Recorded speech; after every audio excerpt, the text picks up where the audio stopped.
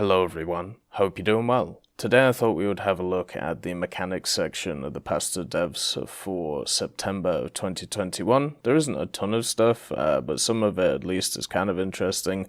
There's an interesting map, and then also some camouflages and some visual effects that would be nice to see. Obviously the map is quite expansive, but it does seem quite fun. Anyway, let's get into it.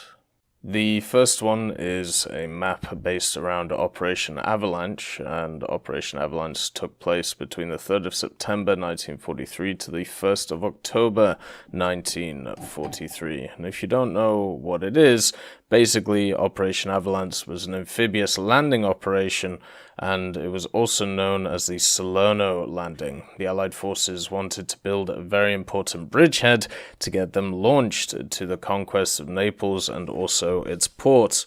The U.S. forces of the U.S. Fifth Army under General Mark Clark engaged in the landing would subsequently be joined by the forces of Bernard Montgomery's 8th Army from the south, and together with which they would then attack the German defensive positions of the Volturno and of Gustav in central Italy. Despite some limited initial success, General Clark's troops were violently counterattacked by the German forces that Field Marshal Albert Kesselring had managed to concentrate on the hills dominating the Gulf of Salerno. The Anglo-Americans found themselves in great difficulty, and General Clark feared disaster, attacking along the corridor of the Selle River, which represented a natural watershed between the two army corps.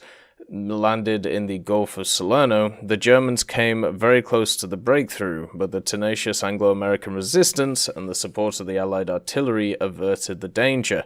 After 10 days of fierce fighting, the Allies, who had suffered much higher losses than the Germans, managed to get out of the bridgehead and reorganize themselves in view of the advance towards Naples, which was conquered on the 1st of October 1943.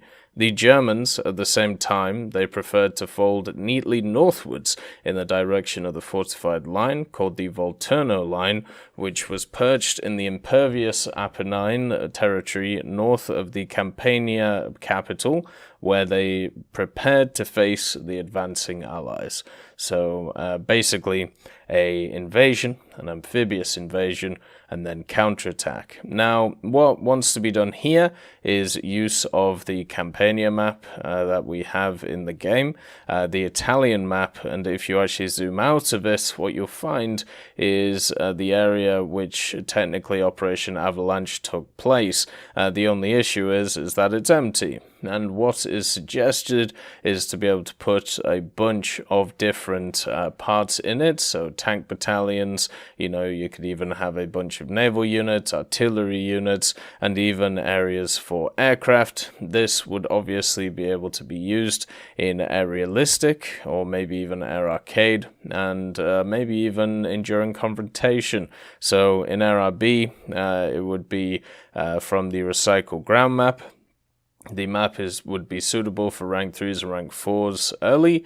The airborne is a must, because obviously this map would be 100 by 100 kilometers, always fun, and also, it's convertible into a historic air RBSB enduring confrontation mode for it as well. So that is at least the overall idea.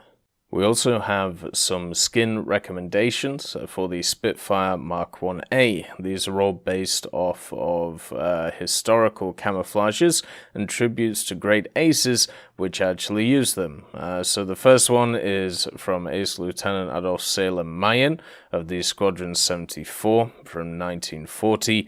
And the next one is from the Flight Officer John Dundas of the 609 Squadron. Then you also have the Squadron Leader Brian Lane of 19th Squadron. They could add that one in. And also you've got Officer or Pilot Officer Robert Doe commando of the 234 Squadron, and also the squadron leader Alexander Sandy Johnston of the 602nd Squadron. So you could easily add all of these in, well, maybe not easily, but at least maybe somebody could make these for some user skins, so maybe they can get into crates, if not fully in the game, for GE. Now the next idea makes absolutely no sense, but we're going to go through it anyway. This is a ping indicator in the hangar, or an ability to back out matches with an unplayable ping.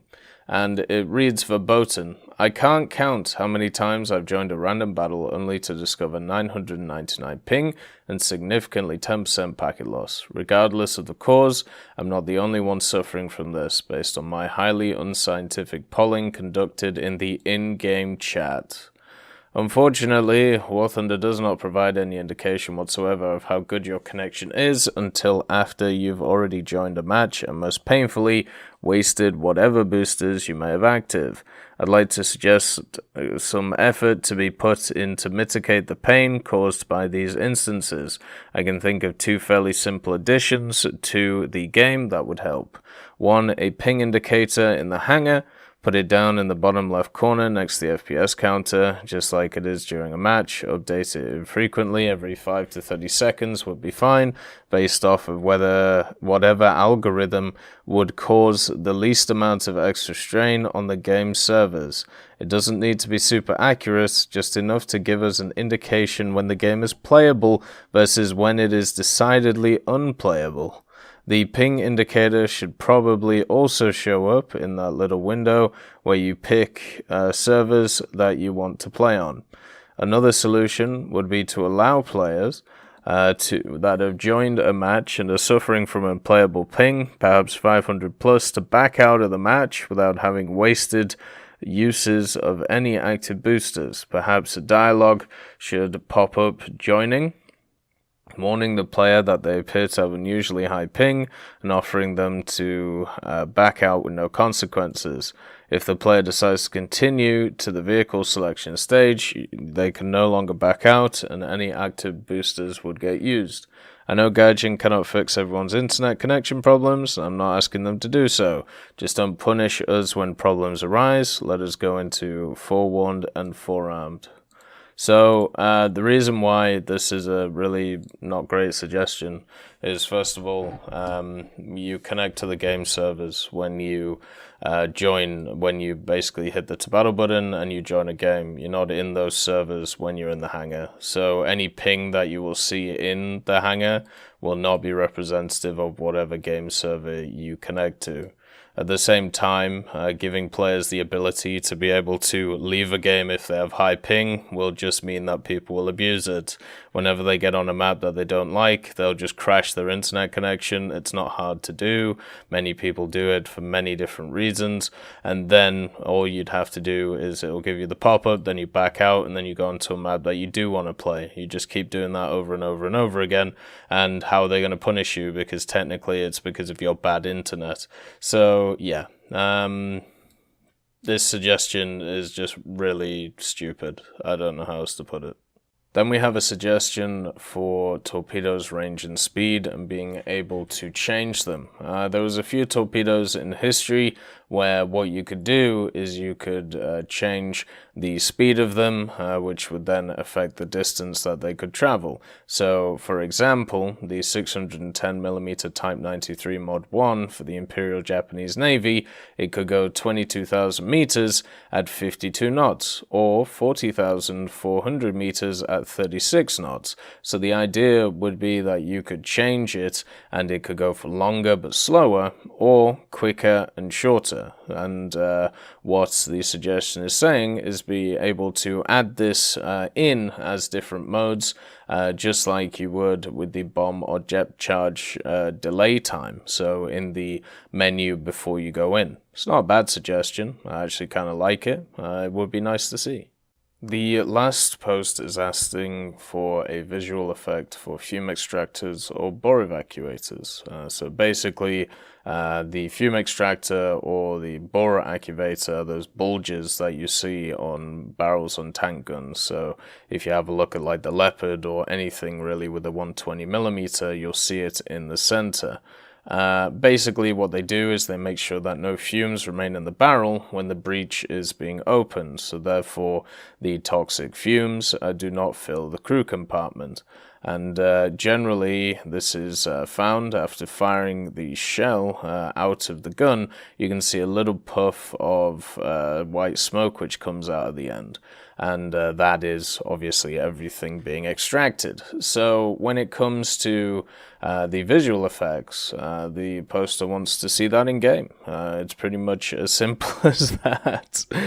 You know, just have a little bit of a puff out after the shot, just to give it a better visual effect. So that's the stuff that was passed to the developers for September of 2021.